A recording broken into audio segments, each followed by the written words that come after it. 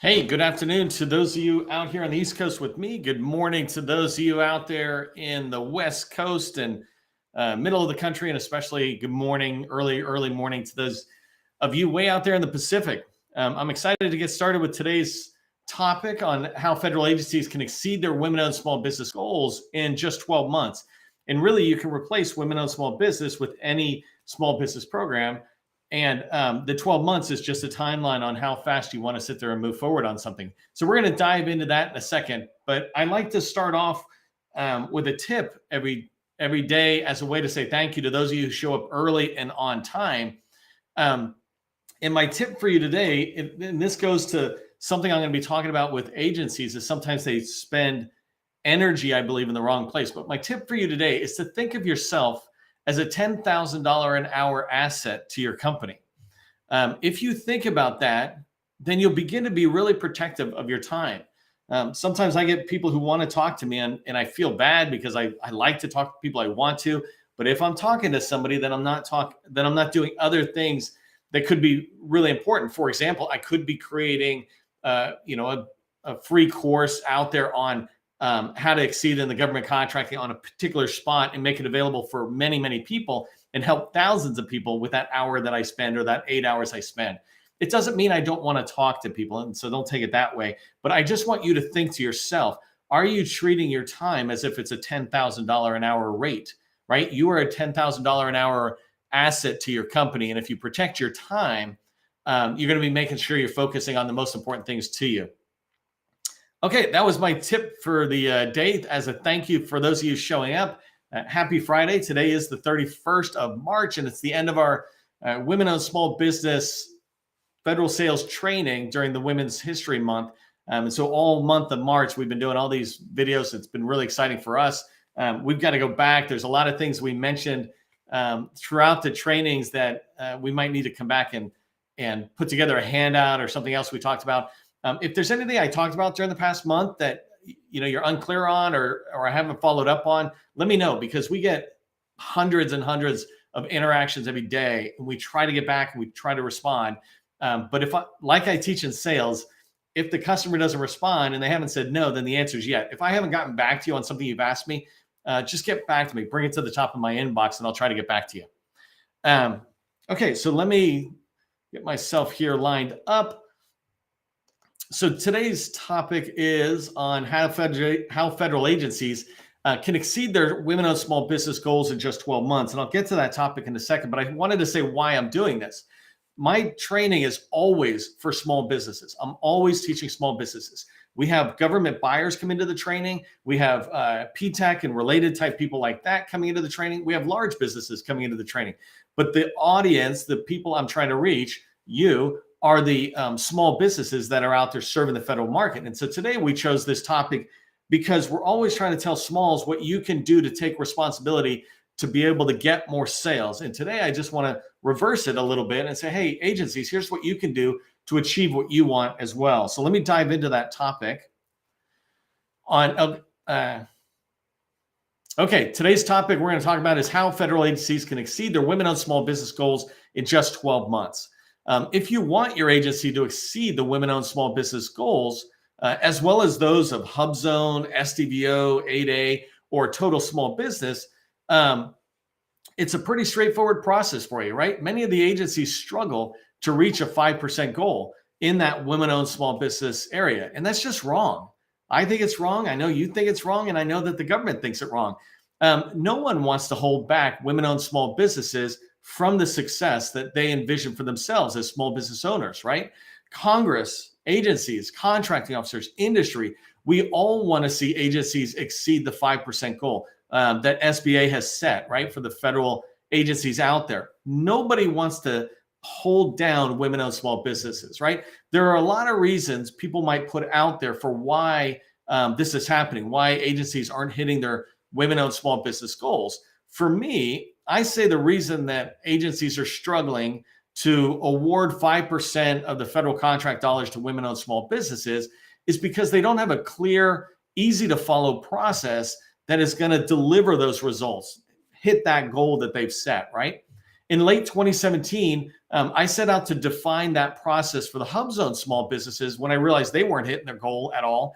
And within one fiscal year, we helped HubZone firms win $3 billion more in set-aside contracts, right? At the same time, we increased performance on goal. I'm talking about the goal today. We increased performance against goal by 24%. That was a huge success. It was massive. But it was just me, my money, and my team, and all the HubZone companies that we brought together and who took responsibility for their own success, right? And the reason I say that is because by following the same process, agencies can increase the percentage of contract dollars awarded to small businesses and to qualified women-owned small businesses, right? I'm never saying to unqualified or not procurement-ready firms, but there are so many women-owned small businesses that are qualified, and agencies can hit that goal if they follow a similar process that I've defined over the last 5 years. Exceeding agency women-owned small business goals, it's not a secret. It's just a process.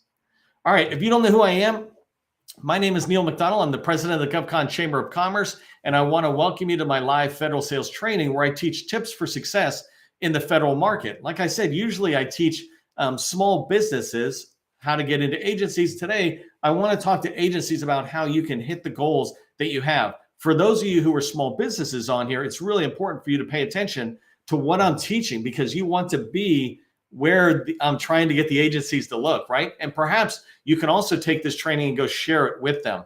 I spent 20 years as a small business owner in the federal market.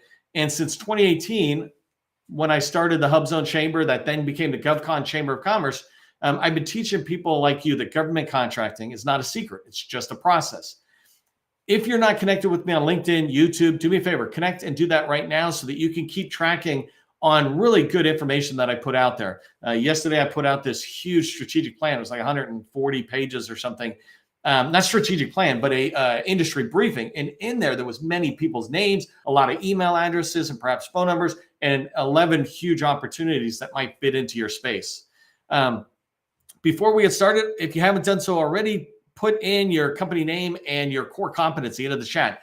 Let buyers know who you are. In fact, on this training, I'm going to push the replay out to many, many federal buyers that I know, certainly all the leaders in the small business community who have responsibility for hitting those goals. And so when they come in to watch this, they will see the replay of the chat along with the replay of the video. So make sure you're putting that in there.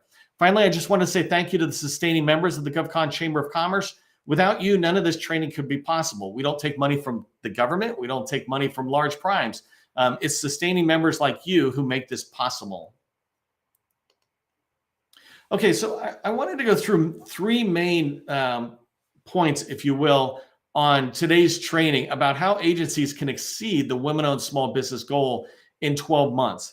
And so I want to first start with the top challenges that agencies face. And I want to begin to talk about this. Again, as I'm talking about the challenges agencies face, and I'm looking to see, how they resonate with what I'm saying, as a small business, pay attention to these, because even if it's a perception and it's not reality, there's a line out there that says perception is reality. And so the first challenge, for example, is that small businesses are perceived risky within an agency. Some agencies, that is much more true in reality, and other agencies, it's less so, right? But for the general average agency out there, small businesses compared to large businesses are perceived risky. They're perceived as lacking any of the necessary advanced skills that maybe an agency needs to meet the requirements to address the mission. Think subject matter experts, right? A large prime might have retired people coming out of the military, a whole bunch of PhDs, all these things. And sometimes agencies look at smalls thinking that same thing. But the reality is, when I did the HubZone push back in 2017, 2018, we actually were pointing out that there was 2 HubZone firms that were literally nuclear scientists, right? They built nuclear, or they worked on nuclear plants. They were just small businesses, but they were still subject matter experts. And so we need to correct this perception that, we don't have that skill set, or that smalls don't. And this is normal, right? Until you begin to have better communication with program offices in industry, they might not know that. There's a perception that small businesses just lack the past performance, the experience necessary to be able to run this contract of mine, right? And so if you're an agency and you've got another contract coming out and it's $10 million or $100 million, you might think smalls don't have the experience, but they do. And women-owned small businesses do. I showed a training earlier this month where I showed women-owned small businesses winning $25 million a year contracts, $100 million contracts. When I did the HubZone thing, we helped HubZone firms win a $200 million set aside. So there are a lot of small businesses, women-owned small businesses included, that do have the past performance. And the last point on the small businesses are perceived risky, and one of the reasons people might do it is think that there's no organizational maturity in a small business like in a large. But that just isn't the case either. We small businesses go through organizational maturity, right? When we start, our accounting is done in a spreadsheet, and then it's done in like QuickBooks, and then it's done in some advanced tool. When we start, we have the money that's in our bank account, and then we might have some credit cards, and then we start having some lines of credit and loans, and we begin to have equity. We smalls obviously need to communicate this to agencies, but agencies need to understand that this challenge that you face where you think maybe smalls can't do it, it's not coming from the facts. It generally is coming from the larges communicating that down. And that's something we have to correct. And we'll talk about how in a minute. The second big challenge that I see agencies facing on why they're not hitting their goals is that small businesses aren't showing up, right? So the first problem is a perception that needs to be corrected on the agency side. And the second one is on the small business side. Agencies are not hitting their goals because small businesses aren't showing up when the buyer needs them to, right? Whether it's at RFI or sources sought, there's a low response rate or no response rate. We'll talk about later, and maybe I'll expand in a different session about what you can do about these things. But a challenge the government has is when they're doing sources sought and market research, they're looking for companies to be able to show up, and if not a sufficient number of women-owned small businesses show up, then they don't feel confident moving it forward, right? And it's one of the reasons the numbers stay low. And so that low response rate from women-owned small businesses. Another example in the not showing up part is this perception that smalls can't do the work. So this is a tough one for me because agencies put too much responsibility, I think, on small businesses during the sources sought that they never do for the largest, right? The largest, maybe they do it on $1 billion contract. They do a little bit of response, but usually nothing at all. But the smalls, we're put through a lot of extra effort. And so the perception is that smalls can't do the work. And the reason for that is what we said earlier, is that there's a lack of information being shared about smalls actually winning contracts and doing the very work that agencies need in order to execute their mission. And then this other problem related to smalls not showing up, and it generally stems from the sources sought, but there's this perception by contracting officers that women-owned small businesses just aren't going to show up at the RFP. Well, why would I think that?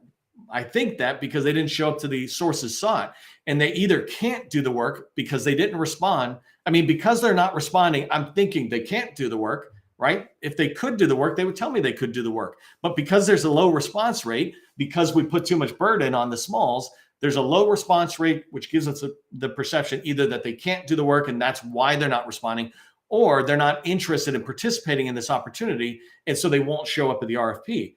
But neither one of them could be the truth, right? If somebody's not responding, it could be because they missed it, because the government actually doesn't do that good of a job making sure industry hears about opportunities. It could be because, smalls have been kind of burdened for a long time on the amount of work they have to do to respond to a sources sought. Not even an RFI, right? But a sources sought is almost like mini proposals for some agencies. And so having to take a look at that is really important. And the third final challenge I just want to mention that agencies face as it relates to not hitting your women-owned small business goal is that you're spending time with the wrong people, the wrong small businesses. I don't believe at all that you should be spending time with every small business that reaches out to you. It's a waste of time.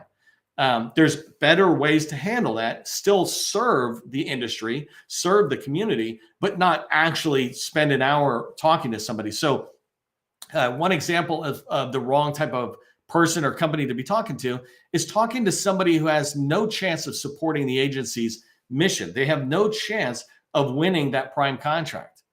right? If you're talking to somebody like that, that means you're not talking to a company that could prime that contract, and they want to learn more information. They want to get your help to get into the program office to talk. They want to participate in active market research, not just response to forecast type things. And so we're spending time with companies that currently are not at the level to be able to win prime contracts. And I'll talk about this in a minute, but they should be directed somewhere that makes more sense for them so that you can spend more time with the small businesses who have what you need in order to be winning the prime contract. And so just reiterating that with another term, we call it procurement ready, right? A lot of us in the industry, is this small business procurement ready? And some people talk about procurement ready being in SAM, and I don't say that's procurement ready, right? That's just breathing type thing. Procurement ready means that they have the skills that match the requirements that you have. They can serve your mission. They have the past performance that can deliver on that contract, right? They have that organizational maturity. And it doesn't have to be overly complicated, right? But if it requires a clearance, they have a clearance, things like that. Those are procurement ready. And so every minute that we're spending time with the wrong people, we're limiting the time we could be spending with vendors that really will serve the mission. And by not focusing on these, what I call the wrong people at the moment, are just not procurement ready, that's not a bad thing. We should redirect them in a place where we can guide them towards being procurement ready.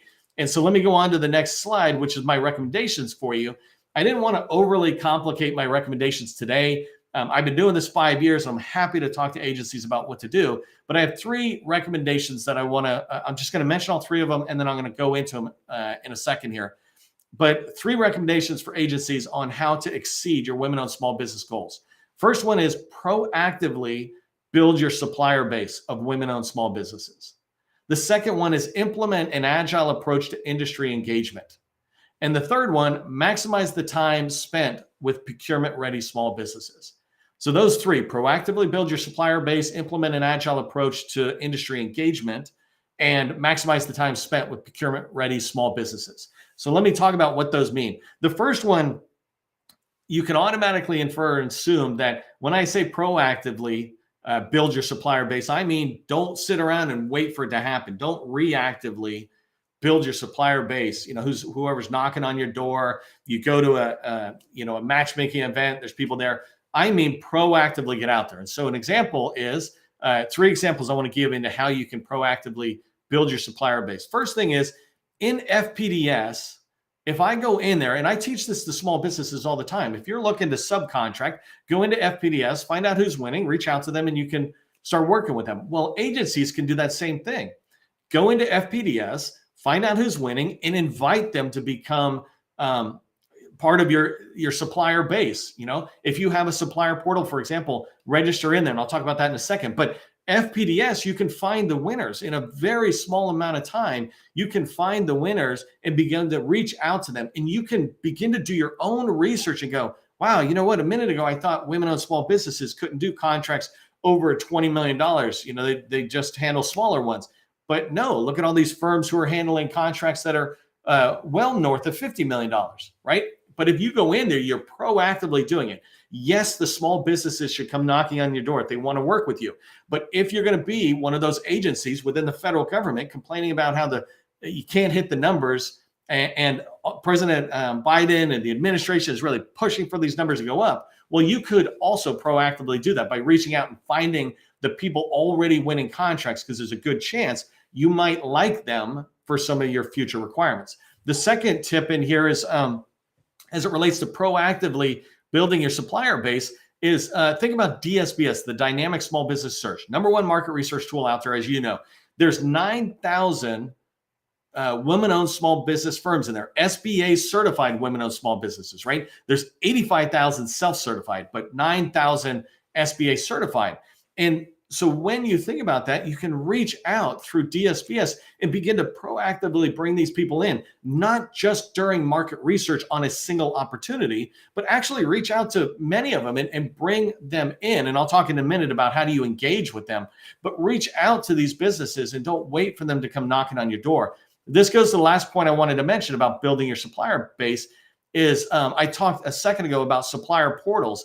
And the supplier portal, if people don't know what they are who are watching. DSBS, the Dynamic Small Business Search with SAM, that's the #1 supplier portal for the federal government. That's where we register if we want to sell to the federal government. So that's the #1 supplier portal, right? #1 market research tool. But many agencies have their own. HHS does, Department of Education does, Navy has several.